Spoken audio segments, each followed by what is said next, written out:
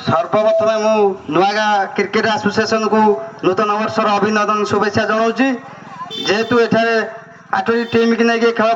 आरंभ करते आमको खेलार सुजोग देती आम पाखे चिरऋणी आज ब्रह्मपुरा दल और रगड़ी मध्य फाइनाल मैच खेल जाता उभय दल में अति चमत्कार बोलर बैट्समैन मौजूद थे दर्शक मानकर मनोरंजन करते रगड़ी दुईटी भल प्ले जो दुईटी टीम के हर आज फाइनाल प्रवेश करता आमर दुईटी टीम के हर फाइनाल प्रवेश करूँ आउ टे अधिक रन होते मैच रोमांचकर होता तेणुक विशेष करके आमर जो भेटेरान प्लेयर अच्छे दिलीप भाई की आम अभिनंदन दबू जेहेतु आज 50 रन मारी फास्ट मैच से खेली वर्ष चलित वर्ष 40-42 वर्ष है आम ब्रह्मपुरा दलर तरफ अभिनंदन जनाऊँ विशेष कर नुआगाँ क्रिकेट समस्त प्लेयर भाई मानक मो हृदय गभीरता प्रदेश धन्यवाद ज्ञापन कर आज बाणी की विराम दूची। धन्यवाद रगड़ क्रिकेट क्लबर कैप्टेन महोदय अनुरोध कर खेल केमती कौन होता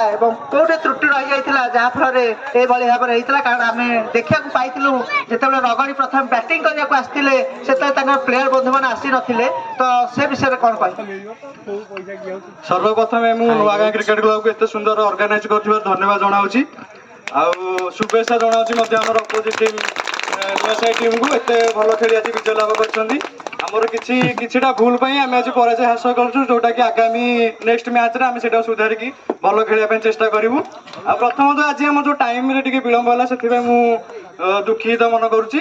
आउ किछिटा प्रोब्लेम आज आसी सब पिला पहुँची पार्लु धन्यवाद। कारण मु भी अनुमान करछि कारण 2 ରୁ 4टी प्लेयर आसी जड़े छोट लिटिल मास्टर आसिकी प्रारंभिक बैटिंग करथिले तो सेथिपाई मु भाविली जे कोनोसी त्रुटि रही जाइछि जहाँफल रगड़ीर जे प्रारंभिक बैट्समैन शेष आसिले तो सेथिपाई मु दुखित जहाँ भी हो अति सुंदर खेलटी होइथिला एवं समस्ते दर्शक आसीथिले आ कोन कहिबे माने प्ले ग्राउंड विषय कौन कहिबे छोटिया प्ले ग्राउंड किंतु ता विषय कौन कहिबे नहीं बहुत सुंदर आयोजित होता बाउंड्री भी जिते सब जहाँ असुविधा थी घास फास सब बहुत सुंदर पड़िया ग्राउंड भी बहुत फास्ट अच्छी कंपेयर माने भी बहुत सुंदर दक्षता देखी धन्यवाद। ठीक अच्छे मु ब्रह्मपुरा क्रिकेट क्लब कैप्टेन महोदय को अनुरोध कर श्रीयुक्त प्रताप चंद्र राउत महोदय ग्रहण कर चैंपियन फोकस नलास नो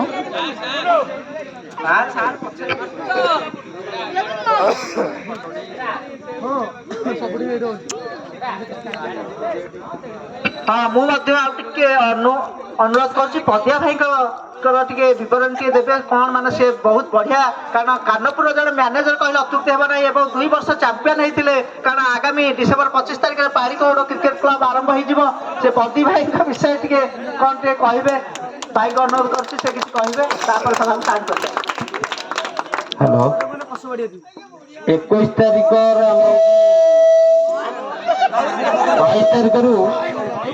22 तारिख आमर गोटे टूर्णामेंट कर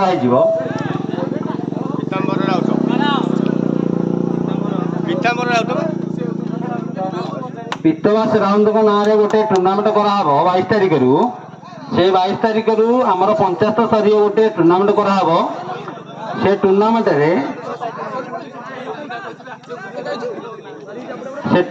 रे आम 50 रू 8 दल आसवे खेल हम लास्ट को फुल मान जो टाइम रे आमर खेल सैला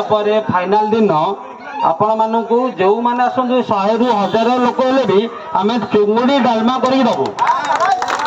किसी असुविधा तो करूँ ना मुझा कहीकि जाऊँगी किसी असुविधा हम ना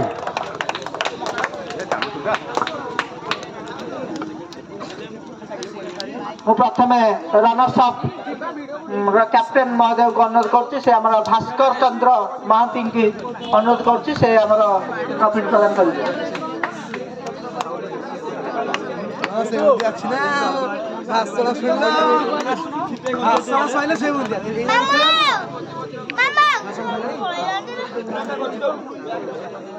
धन्यवाद।